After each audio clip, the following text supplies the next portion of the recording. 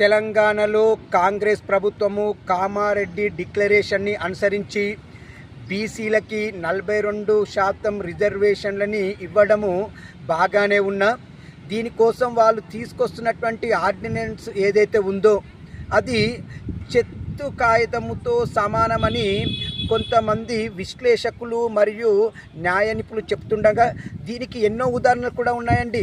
బీహారులో ఇలానే వాళ్ళు అసెంబ్లీలో చట్టము చేసినా కూడా కోర్టులో నిలవలేదు, సుప్రీంకోర్టులో. మరి ఇక్కడ బీసీలకు 42% రిజర్వేషన్లతో పాటు ఇతర రిజర్వేషన్లు అన్నీ కలిపితే 50%గా దాటుతున్నాయి కదా.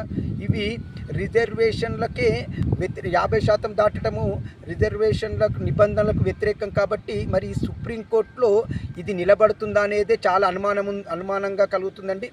ఏది ఏమైనా బీసీలకి కాంగ్రెస్ ప్రభుత్వము ఏదైతే 42% రిజర్వేషన్లు ఇస్తూ అంటుందో దాన్ని మీరు ఎట్టి పరిస్థితుల్లో సుప్రీంకోర్టులో వాదనల ద్వారా ఒప్పించి ఇస్తే మంచిదని నా అభిప్రాయము. మీ అభిప్రాయాన్ని కూడా నా కామెంట్ రూపంలో తెలియచేయండి. ఇట్లు దినేష్.